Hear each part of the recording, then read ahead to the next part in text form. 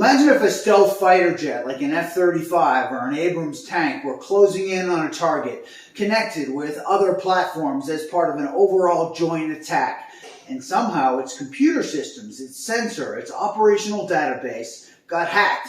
An F-35's mission data files, for example, that catalogs known foreign threats, might be compromised or even fed bad information.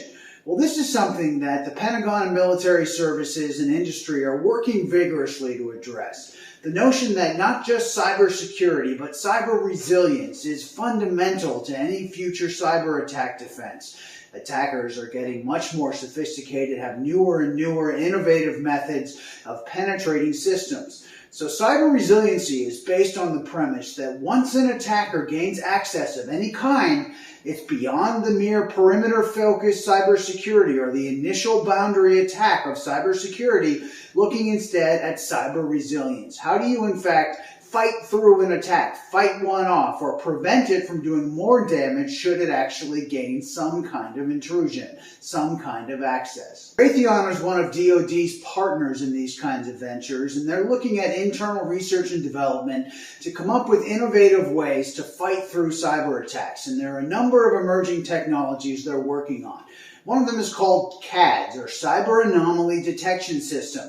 And it's a hardware-software configuration that looks on traffic coming through the serial bus of an older platform, such as a tank or an army vehicle of some kind, even an older plane. Well, the serial buses, once someone gains access to that, they can intercept the messages going through. And on some of the older platforms, Raytheon experts explain, some of these serial buses are older and more easily penetrated. So this is a detection system that catches any potential intrusion, also relies on AI. So what it does is take new information and detect anomalies by, as AI does, bounce it off an existing and seemingly limitless database, compare it, perform analytics, and discern what might be expected and what might be an intrusion.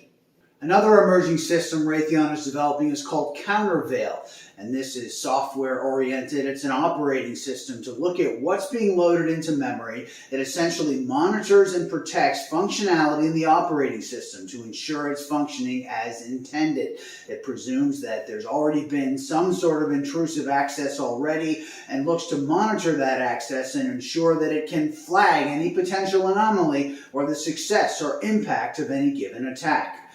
Yet another is called Boot, which is a physical card with a microprocessor that plugs into a computer during the boot up phase. It uses encryption and various detection methods to ensure that the right programming code gets loaded up into a computer so that it's not contaminated or in any way impacted by a malicious intruder. The Air Force has a special office called CROWS, Cyber Resilience Office of Weapons Systems. And what that does is look early on in the technical development of a given weapon systems and performs analytics and performs potential intrusions or attacks on that systems to find vulnerabilities, fix them, patch them, and in effect, bake in a certain measure of computer resiliency so that it can be cyber protected in the event that attacks emerge over time. Most of this, Raytheon developers explain, is based on the notion of upgradable software, open architecture, or a modular system using common technical standards so that in the event a new threat emerges, new software can be uploaded and the system itself can be amended or adjusted